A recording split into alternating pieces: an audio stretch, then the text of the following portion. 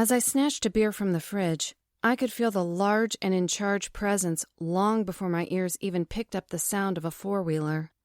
With every passing second, it came closer and closer, and I cringed as the thick hairs on my arms stood up. My own bear was on high alert, but whoever was heading for this house wasn't intent on a fight. Of that, at least I was sure. "Hey, Jon, can I talk to you for a minute?"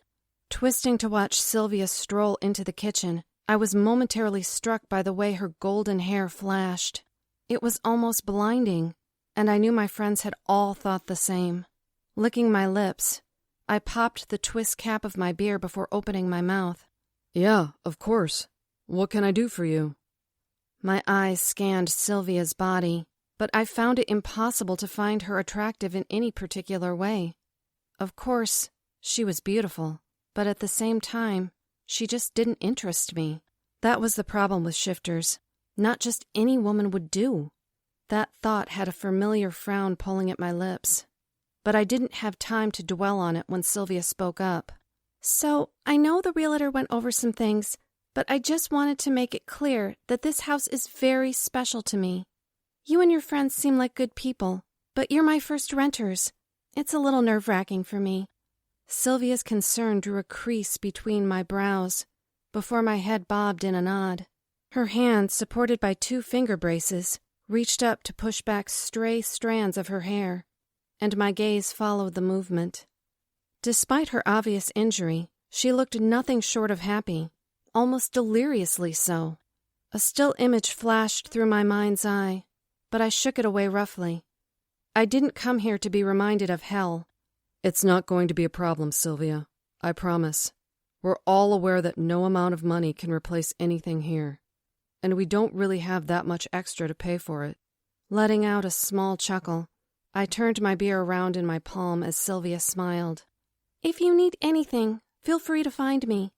I'm usually at the bar you drove past on your way here. But you should have my cell number too." At the mention, I swerved my eyes to my beer, and Sylvia must have read my thoughts from the humor in her voice. "Don't worry about that. Think of it as a gift from me. You're on vacation, Jon. You should enjoy it." I could only smile again, my mouth opening even though my words never came. Instead, the sound of heavy footsteps clunking up the front steps reached my ears, and my body jolted slightly. My spine straightened as I suddenly remembered that alpha presence I had picked up before Sylvia appeared. Flying to the front door, I held my breath and tightened my grip on my beer bottle. Now would be a great time for Jocelyn or May, or even Paul to show up. When I needed them most, my friends were nowhere to be seen, and my shoulders folded slightly. Of all the times for them not to be around. "Sylvia, did you know?" A deep, intimidating baritone, like the sound a bear would make, set my beast on high alert. The figure that shuffled through the front door was monstrous, even more so than any shifter I had ever seen. Despite my own 6-foot frame, he had at least 10 inches on me. That much was clear, even though he was across the house. Ropes of muscles coiled under his bared, tattoo-riddled skin, and I clenched my teeth together tightly as we made eye contact.